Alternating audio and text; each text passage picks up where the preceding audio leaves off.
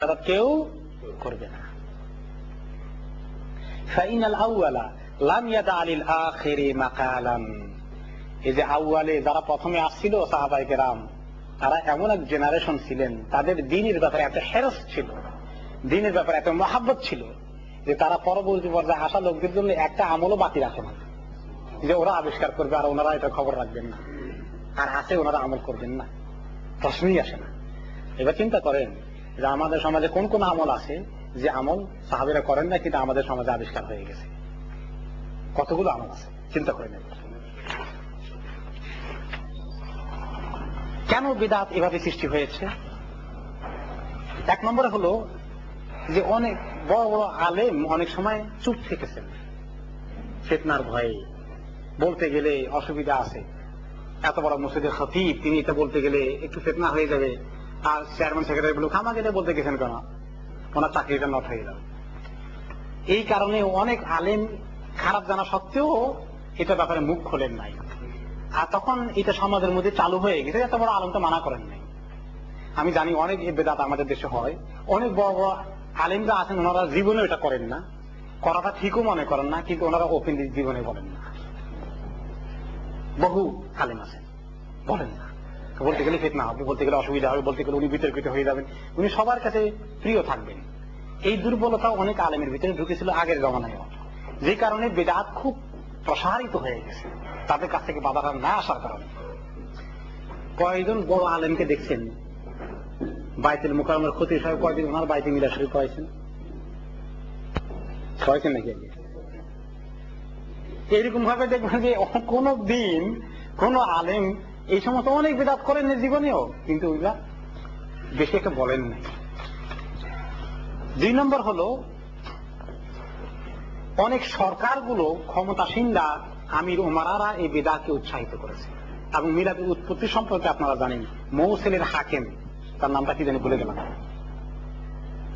এই লোকটার জমানায় এক এলেম ছাড়া ফাসেক একটা লোকে, আলেমও না, এই মিলাদকে সুন্দর সুর করে আবিষ্কার করলো, আর বাদশাহ এটাকে লুফে নিল এবং তার কোর্টে সরকারি ভাবে উদ্যোগ নিয়ে মিলাদের আয়োজন করে হালুয়া রুটি এবং পোলাও বিরিয়ানি যা তা খাওয়াই দাওয়াইয়া, মানে প্রত্যেক বছর এভাবে সে আরম্ভ করে দিল। সেখান থেকে তার উৎপত্তি ঘটে।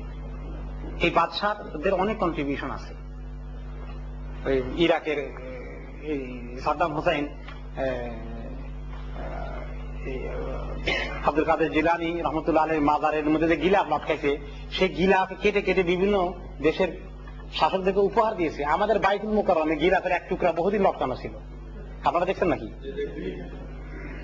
এই বাদশারা, শাসকরা কিভাবে বেদাতকে চর্চা করেছে তার এই প্রমাণ তো আমাদের জমানায় দেখলেন।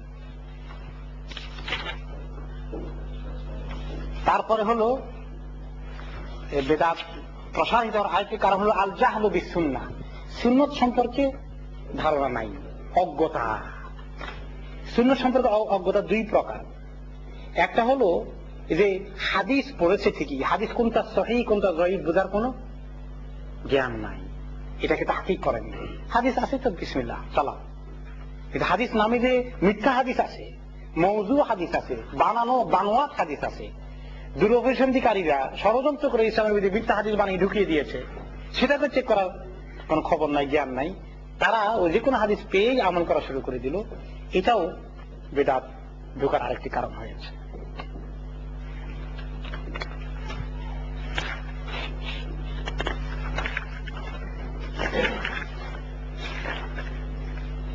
আমি এতক্ষণ পর্যন্ত সুন্নাত এবং বেদাত সম্পর্কে আপনাদের কাছে যে ধারণা দিলাম, এর উপরে আর বেশি সময় নিলে আপনাদের প্রশ্নোত্তরের সময় আমি পাবো না, সেটা মোর প্র্যাকটিক্যাল, এই জন্য আমি বেশি যাচ্ছি না।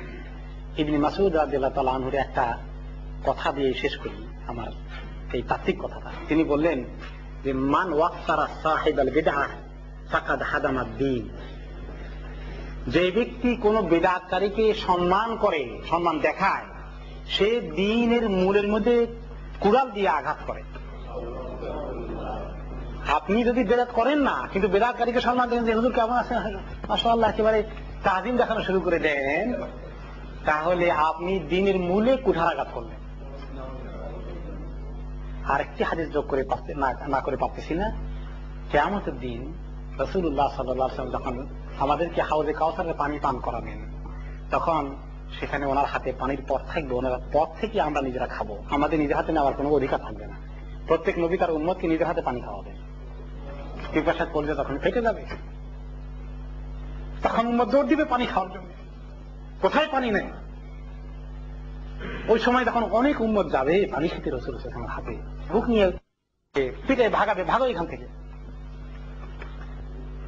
রাসূলুল্লাহ সাল্লাল্লাহু আলাইহি ওয়াসাল্লাম চিনবেন, ওনার নামটা আছে উম্মত হলেও সাইন থাকবে। প্রত্যেক নবী তার উম্মতকে চেনার জন্য সাইন থাকবে, চিহ্ন থাকবে কপালের মধ্যে। হ্যাঁ, এগুলো তো আমার উম্মত, ওকে দোয়াও কেন, ভাগাও কেন, আসতে দাও। সাহাবাতে ফেরেশতারা উত্তর দেবেন, ইয়া রাসূলুল্লাহ আপনি জানেন না, আপনি তাদেরকে দুনিয়াতে রাখার পর দিনের ভিতরে নতুন নতুন করে তারা কি কি বিদআত আবিষ্কার করেছিল, আপনার রেখে আসার দিনকে ঠিক থাকতে দেয়নি, সব বিদআত যোগ করেছিল। এই কথাই রাসূলুল্লাহ সাল্লাল্লাহু আলাইহি ওয়াসাল্লাম মেজাজ সঙ্গে সঙ্গে পরিবর্তন হয়ে যাবে। তিনি বলেন, সহকান সহকা, ভাগো এখান থেকে, বিতাড়িত হয়ে যাও।